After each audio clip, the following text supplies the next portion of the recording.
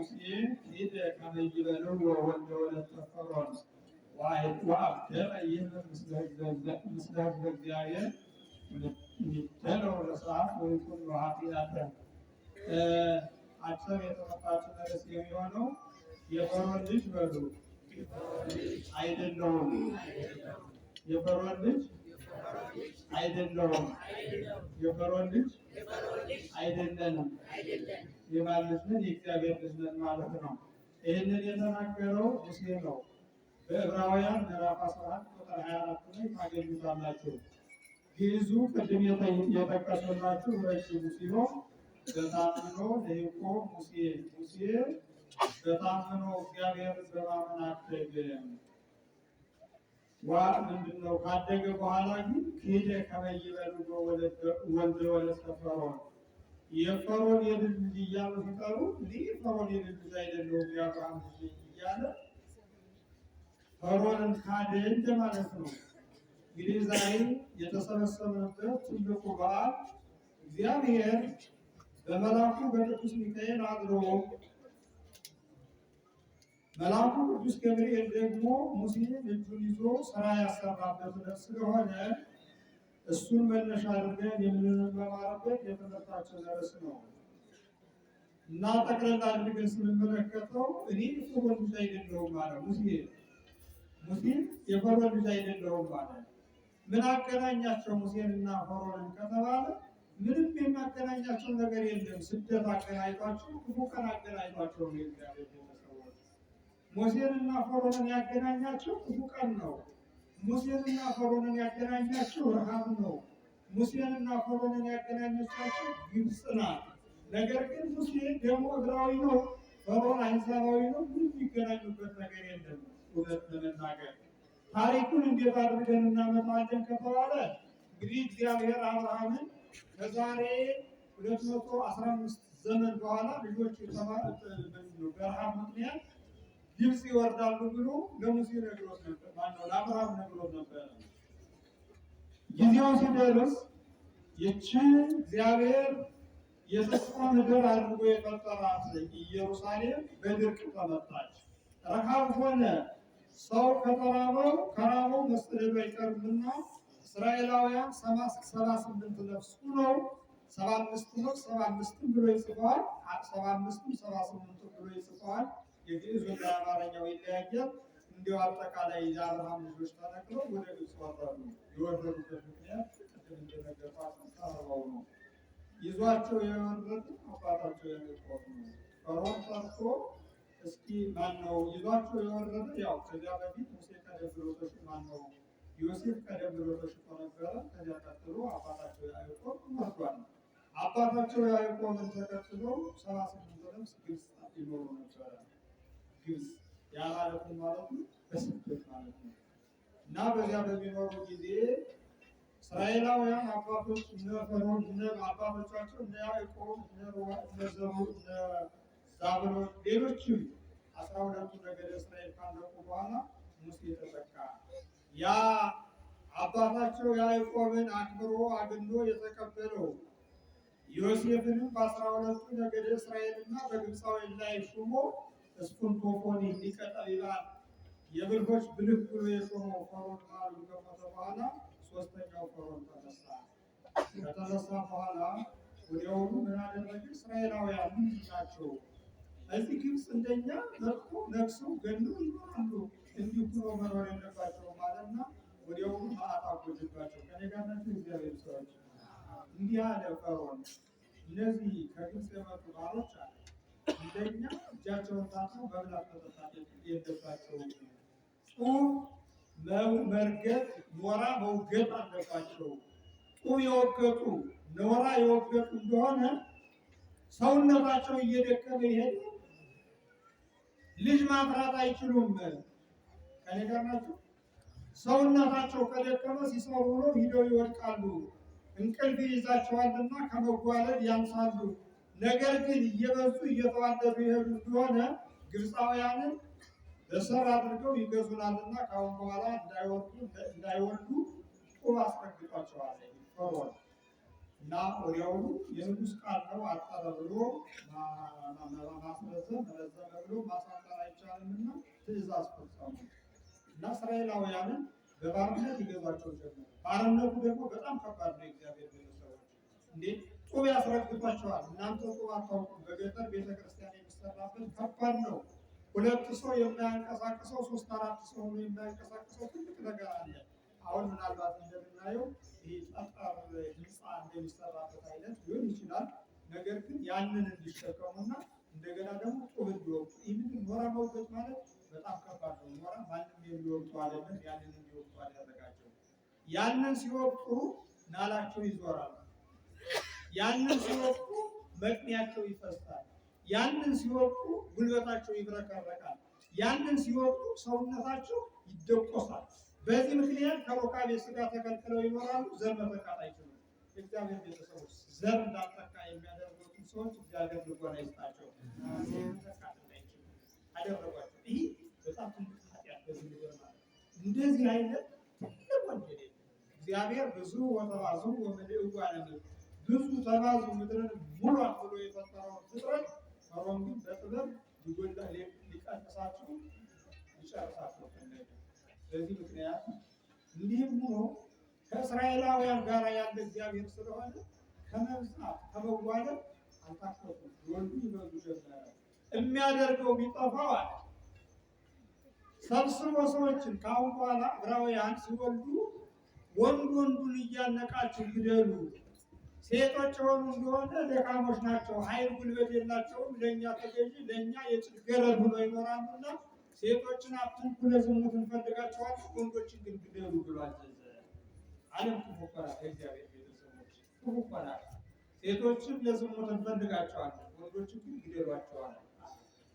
ከዚያ በኋላ በእያንዳንዱ ዕብራውያን ቤት ገዳይ ተመደበ። የእግዚአብሔር ቤተሰቦች ሴቶች ሲጸንሱ ሆዳቸውን እያሹ ጽንስ የሚያስወርዱ ምናልባትም ተደብቀው እንኳን 9 ወር ከ5 ቀን ሆኗቸው በሚወልዱ ጊዜ እየተከታተሉ ሕፃናትን እያፈኑ እያነቁ የሚወልዱ ሲፓራ ቆሃ የሚባሉ ብዙ በወልድ ዳት ወይም ደግሞ አቋላጮች ተመደቡላቸው። በሴቶች የዕብራውያን ሴቶች ሲወልዱ እነዚህ እየተከታተሉ እያነቁ ይጥላሉ።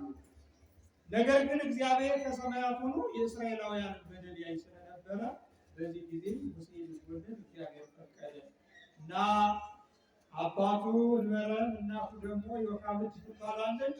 በጸነሰች ጊዜ መልአኩ ቅዱስ ገብርኤል መልአኩ ቅዱስ ሚካኤል ሙሴን ከማኅፀን ጀምሮ ይጠብቀው ጀመረ። ከምን ጀምሮ አልኋችሁ?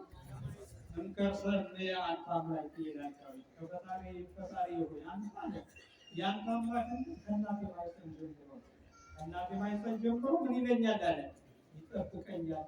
አያችሁ የሙሴ እግዚአብሔር የኛ እግዚአብሔር ከማኅፀን ጀምሮ ነው የሚጠብቀው።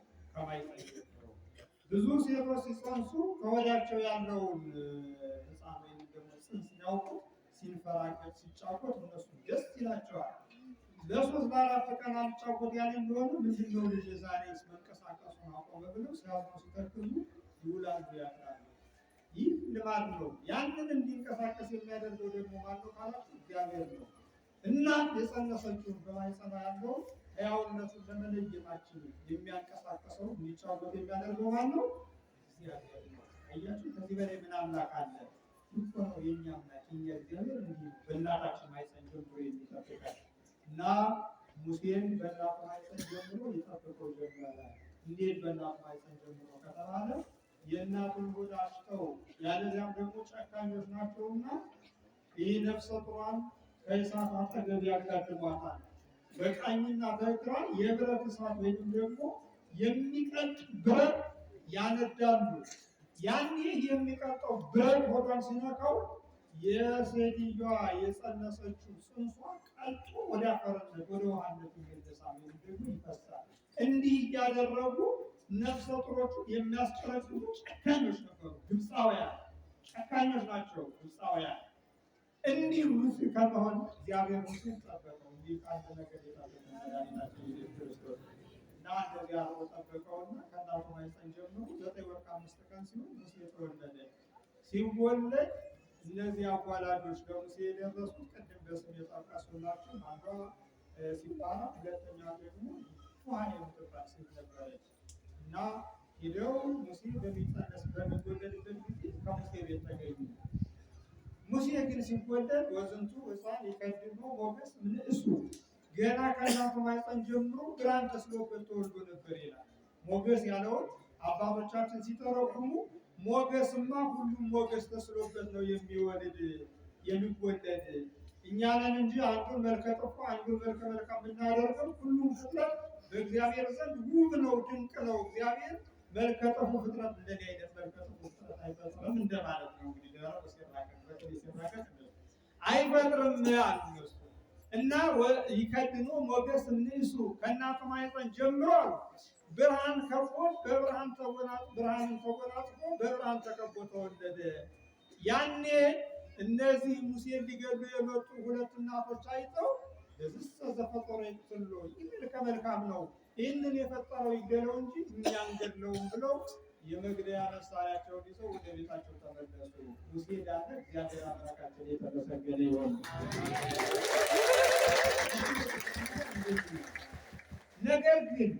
ነገር ግን ጠላት ክፉ ነው። የእግዚአብሔር ቤተሰቦች ተከታትሎ ስለሚያጠፋ እናቱ ምን አለች? ለሶስት ወር ያህል ከቤቷ አጠፋችሁ።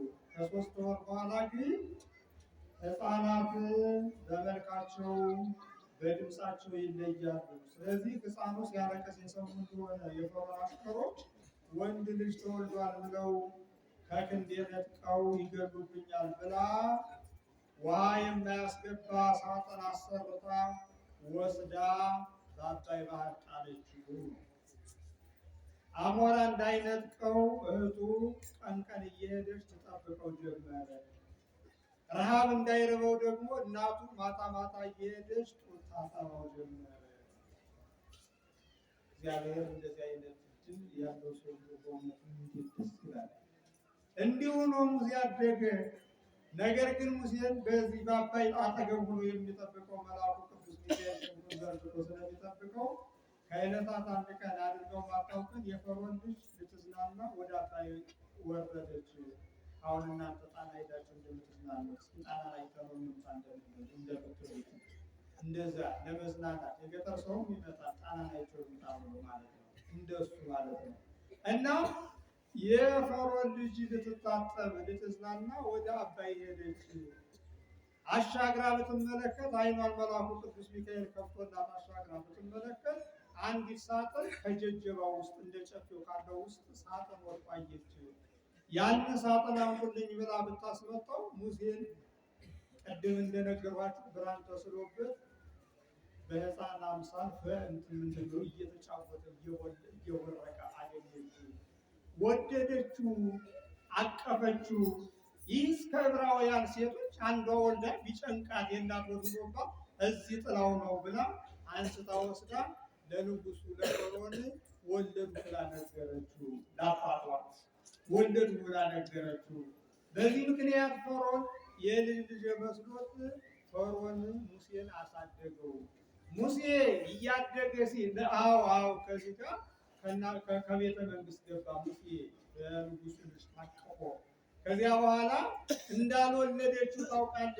ያልወለደ ጡት ወተት አያስገኝም። የእግዚአብሔር ቤተሰቦች እና ውሃ ወተት መስጠት ሲሳነው እባካችሁ ከዕብራውያን መጫት ፈልጋችሁ ልጇን አባቴ ያስገደለባት ካለ አንዲት እናት ፈልጋችሁ አምጡልኝ አለች። እህቱ ከሩቅ ትመለከት ስለነበረ ቀረብ ብላ አይ በዚህ ሳምንት ልጇ የሞተባት አለች፣ እንዲያውም እንደዚህ አሁን አንቺ እንደታቀፍሽው ወንድ ልጅ የሞተባት አለች አለችና እናቷን ወስዳ የሙሴን እናት የእሷም እናት ናት የሙሴም እናት ናት ወስዳ ሞግዚት አድርጋ ከቤተ መንግስት አስገባቻት። አሁን ፈርዖን ማነው ሙሴ በማለት ማድረግ ጀመረ። እናቱ የማንን መጥፋት ጀመረ። የእናቱ አያችሁ። እግዚአብሔር ነገር እግዚአብሔር ነገር ታምሬ የሚያደርገው እሱ ድንቅ የሚያደርገው እሱ ካለ የሚስተም እንደሌለ የሚያደርገው እኮ ይሄ እግዚአብሔር ቤተሰቦች። አሁን እናንተ ምን ስለሌላችሁ ምን ስላችሁ ላሚነ ስላሴ ማለት አይደለም። እንዲህ አድርጎ እግዚአብሔር ያሳድገናል ብላችሁ ስለማታምኑ ሁላችንም ስለማናምን ጠርጣራዎች ስለሆነ ነው እንጂ እግዚአብሔር እኮ ጥበቡ ብዙ ነው። እግዚአብሔር ቤተሰቦች እንዲህ አድርጎ ማሳደግ ይችላል። እግዚአብሔር ቤተሰቦች ብዙዎቻችሁ እኮ ያለ እናት ያደጋችሁ ያደግን አለን፣ ግን አንድም ነገር አልጎደለብንም። እንደ ሙሴ ባይቆመን እንደ ሙሴ ከፍ ባያደርገን ብዙዎቻችን ለሞት ግን አልበቃንም። እግዚአብሔር አምላካችን የተመሰገነ ይሁን እና እዚያ ቤተ መንግስት ሆኖ ሙሴ አደገ።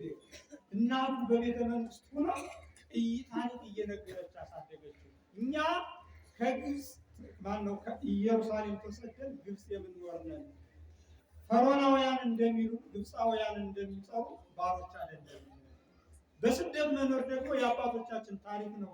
አባታችን አብርሃም ወደ ግብፅ ተሰዶ ነበር። ነገር ግን የቀደመውን ፈርዖን ምንድን ነው በቁስል መጥቶ እግዚአብሔር ወደ ሀገሩ እንዲመለስ አድርጎታል። እኛ ስደተኞች አይደለም፣ ተስፋ ያለን ኤልሻዳይ የሚባለው እግዚአብሔርን የምናምን የአብርሃም ዘሮች ነን፣ የእግዚአብሔር ምርጥ ሰዎች ነን እያለች እየተረከች አሳደገች። ወደ ቤተልሔም ሲያድግ 30 ዘመን ሲሞላው በታምኑ ልሂቆ ሙሴ ሂደ ከመ ይበልዑ ወልደ ወለተ ፈርዖን። የመኳንንቱ የመሳፍንቱ ልጆች ከሙሴ ጋር በሰገነት የሚጫወቱት ቤተ መንግስት ያደጉት ሁሉ የፈርዖን ልጅ እያሉ ነበር የሚጠሩት ነበረ። ሙሴ ግን ሲያድግ እኔ የፈርዖን ልጅ አይደለሁም ማለት የእግዚአብሔር ልጅ ነኝ አለ። በአባቴም ቢሆን አዎ የአብርሃም ዘር ነኝ፣ በአባቴም ቢሆን ይሁዳ እቤተ ዲበ ዘባኖሙ ለጸረከ ብሎ እግዚአብሔር ትንቢት ያናገረልኝ የአብርሃም አንበሳ ዘእምነገደ ይሁዳ የተባለው እግዚአብሔር በአንበሳ የመሰለው በኋላም እመቤታችን ከአብራኩ የተወለደች ጌታችን ኢየሱስ ክርስቶስን ያስገኘ የይሁዳ ቀዳማዊ ዋለ አንበሳ የተባለው የይሁዳ ዘር ነኝ እንጂ እኔ የፈርዖን ዘር አይደለሁም። ንግስና ይቀርብሃል ብላችሁ እንደሆነ እይጠፍ ምስፍና ወመልክና ማባሉ ለይሁዳ እስካመ ይትረከብ ዘር ዘጽኑዕ ሎቱ። ትላንትና አባታችን ያዕቆብ ክርስቶስ ኢየሱስ ክርስቶስ እስኪወለድ ድረስ ከአብራክ ንግስና አይጠፋም ብሎ ትንቢት የተነገረለት እኔ የእስራኤላዊ የይሁዳ ዘር ነኝ እንጂ ይህ የአሕዛብ ንጉስ ልጅ አይደለሁም ማለት ነው። ንግስና አስፈላጊ ነው። የንጉስ ልጅ መሆን ግን የፈርዖን ልጅ መሆን አያስፈልግም። የእግዚአብሔር ቤተሰቦች የፈርዖን ልጆች መጥፎ ታሪክ ነው ያላቸው፣ ጥሩ ታሪክ የላቸውም።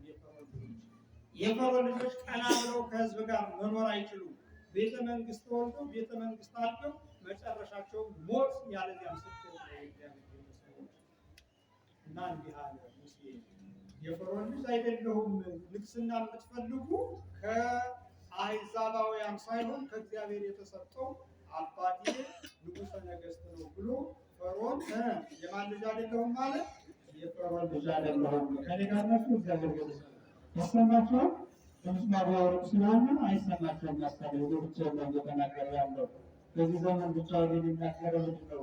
የሚዲያ ገለጸበት እንዲህ አይነት ነው ጥሩ ሰው ይባላል እና ለማንኛውም ሙሴ የፈርዖን ልጅ አይደለሁም አለ። ይህንን ብሎ አልቀረ።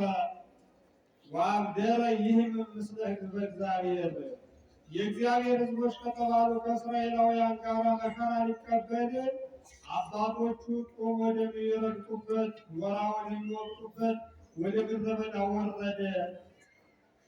ዘመዶቹ እስራኤላውያን እንደሚፈልግ ጊዜ ግብፃውያን መከራ ሲያጸኑባቸው አገኘ። ይልቁንም ከዕለታት አንድ ቀን አንዱ እስራኤላዊ ድሪቶ ሊጨፍቅ ወደ ወንዝ ወረደ። አንዱ ግብፃዊ ደግሞ ሸማውን ሊያጥብ ወደ ወንዝ ወረደ። ግብፃዊውና ዕብራዊው ከወንዝ ተገናኙ። ግብፃዊው ለዕብራዊው ማጠብ ከጀመረ በኋላ ግብፃዊው መጥቶ ገፍትሮ ወዲያባርሮ እሱ ከሚያጥብበት ዓለት ላይ ማጠብ ጀመረ። ያኔ ግብፃዊው ሲያለቅስ ሙሴ ዕብራዊው ዘመዱ ሲያለቅስ ሙሴ ደርሶ ግብፃዊውን በሰላም በፍቅር አነጋገረው። ወንዝ የተሰራ ለሁሉም ነው፣ ይበቃል ለሁላችሁ። ለምንድን ነው ወንዝ የምትገባው አለው። ያ ጥጋበኛ ግብፃዊ ግን ምን አለ? አይደለም በዚህ ባለቱ በሀገር ያለት ቀርቶ ብትፈልግ አለ ይህን ዕብራዊውን ገድዬ ጀርባውን አጋድሜ ከሱ ጋር ከሱ ላይ ማጠብ ነው የምፈልገው ብሎ የትንቢት ቃል ተናገረው። ሙሴ ግን ክቡደ መዝራዕት ነውና አንድ ጊዜ ቢመጣው ነፍሱ ከስጋው ተለየች። እሱን ቀብሮ ወደ ቤተ መንግስት አልተመለሰም። ስደት ጀመረ ሙሴ።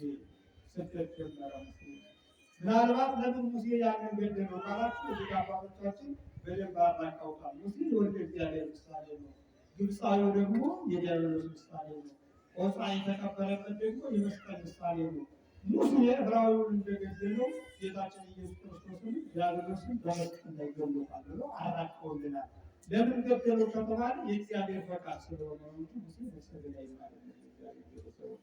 እንዲህ አድርጎ ረጅም ስለሆነ ታሪኩ ክቡር አባታችን መላከ ሰላም ኤፍሬም ሙሉዓለም የአብራሯን ለቀቅ ለማድረግ ረጅም ነው። የዘጸአት ምዕራፍ ጀምሮ እስከ 12 ምናምን ነው። ረጅም ታሪክ ነው። እኔ መጨበጫውን አጥቼው እንዳላስታውስባቸው ታሪኩ።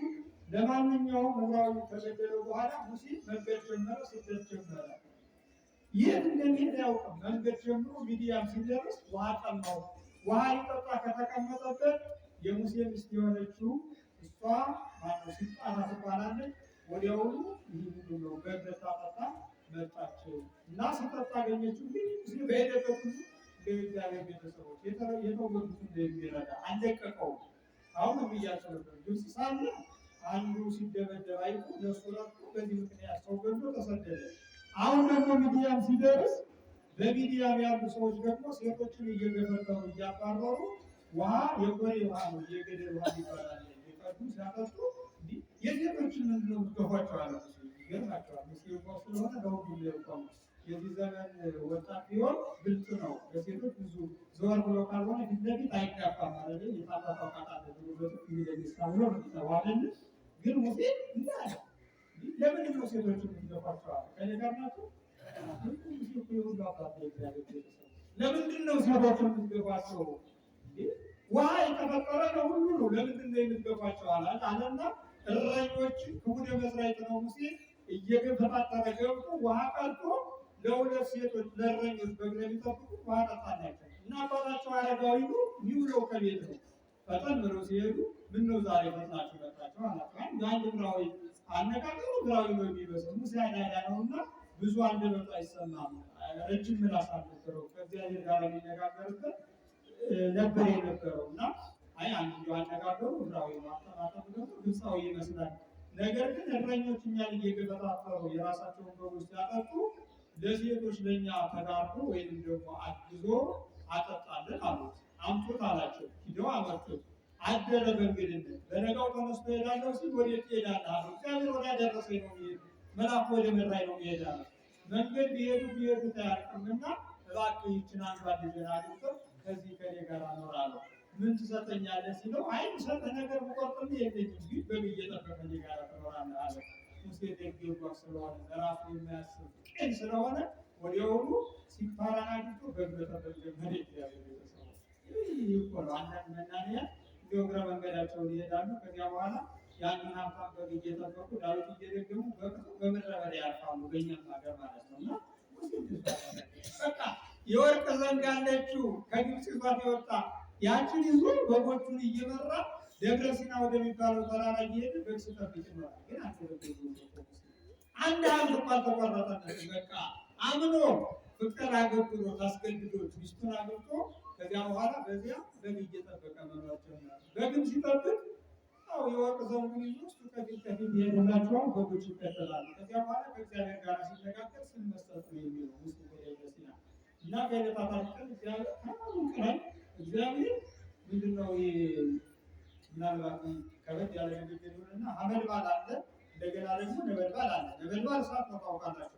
ሐመልማል ማለት እንደዚህ እንደ ወይራው ያለ ነው እና ሐመልማሉና ነበልባሉ አለ። ነበልባሉ እሳቱ ይህን ለምለሙ እንደ ወይራ ያለውን ያቃጥለዋል።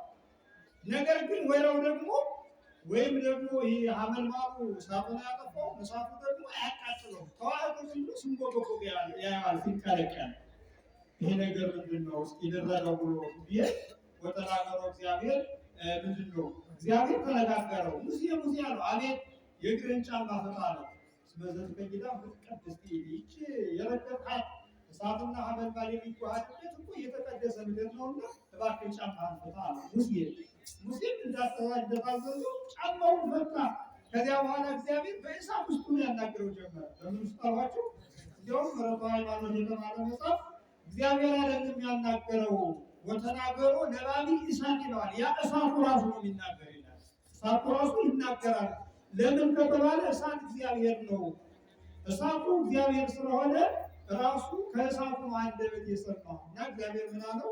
በእሳቱ መካከል ሆኖ ሙሴ ሆይ አለ፣ ሂድ ወደ ዘመዶችህና ዘመዶችን ከገበሩ ባርነት አውጣቸው አለው። ሙሴ ግን አይ እኔ አዳዳ ነኝ፣ አንደበት የለኝም፣ ከንጉሱ ፊት ቆሞ መናገር የለኝም፣ አልችልም። የፈርዖንን ቤተ መንግስት ያውቀዋል። እኔ ጋር ናቸው ስለሚያውቀው ያንን ነገር ለመናገር አንደበት ርቶ አይደለሁም ማለት ነው ሲል እግዚአብሔር ግን አለው አይ ምላስ እኮ አይደለም ትልቁ ነገር ቅንነት ነው። ምላስ ካስፈለገ ወንድም አሮን ረጅም ምላስ አለውና እሱ ይናገራል። አንተ ተመልሰህ እንግዲህ እግዚአብሔር ቤተሰቦች በምላሱ እየቆላ ያሳምናል። እንደገና ደግሞ ዝም ብሎ እግዚአብሔር አድሮበት ደግሞ ስራ እየሰራ ደግሞ ስራው ይከናወንለታል። እያንዳንዱ መስሪያ ቤት ቢሄዱ ውስጥ ላይ ሆነው የሚሰሩ አሉ። በአንደበታቸው ደግሞ የሚኖሩ አሉ። ያው ይቆቁት አላቸው ነው እንዳተጠማቁ ደግሞ እንዳተጠማቁ እንዳጠቃላይ የማህበረሰቡ ብዬ ነው።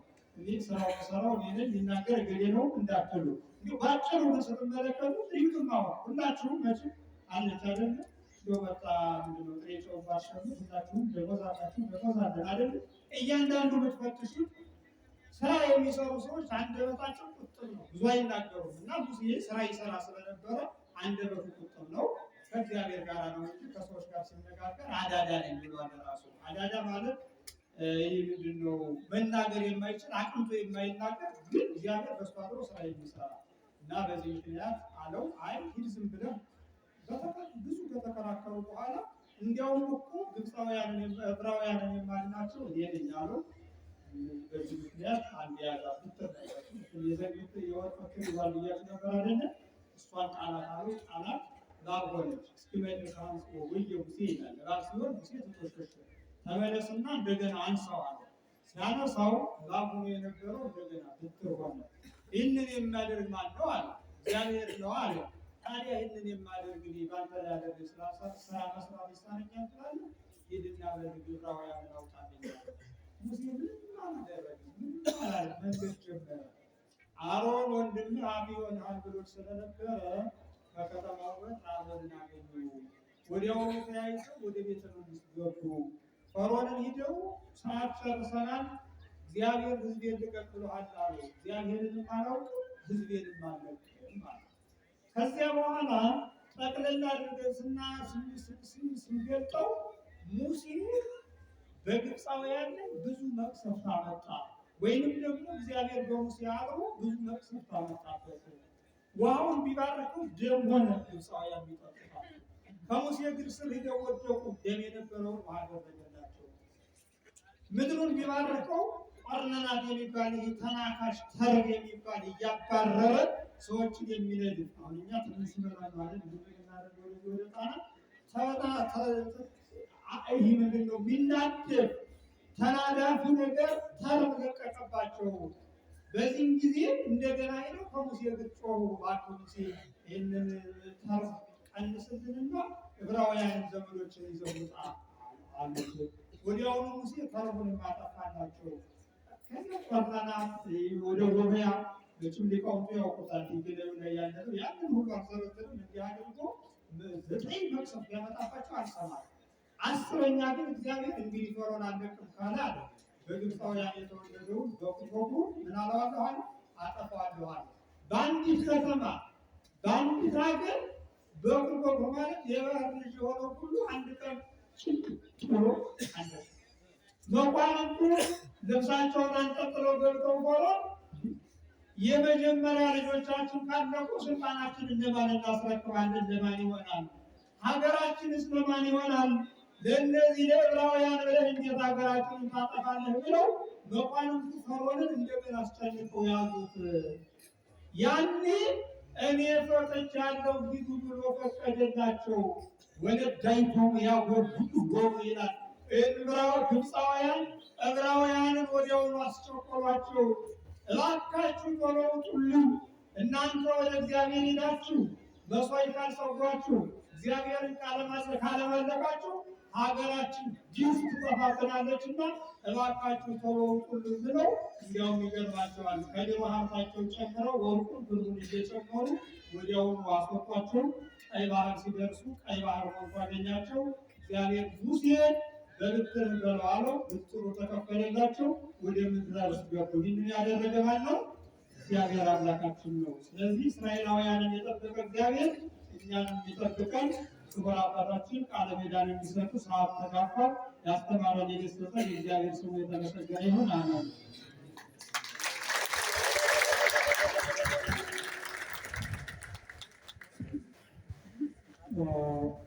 መምህረ ሊቃውንት የኔታ ማይበር ተክለን ቃለ ሕይወት ያሰማልን፣ የአገልግሎት ዘመናቸውን ይባርክልን። ቅድም ባልኳችሁ ካቴድራል በርካታ መምህራንም ለመምህርነት እንዳመጡ በቤተ ክርስቲያን ከፍተኛ ስራ የሚሰሩ ታላቅ የቤተ ክርስቲያናችን ሊቅ ናቸውና እግዚአብሔር አምላካችን ረጅም ዕድሜ ጤና ጋር ያድርግልን ብላችሁ እግዚአብሔርን አመስግኑ።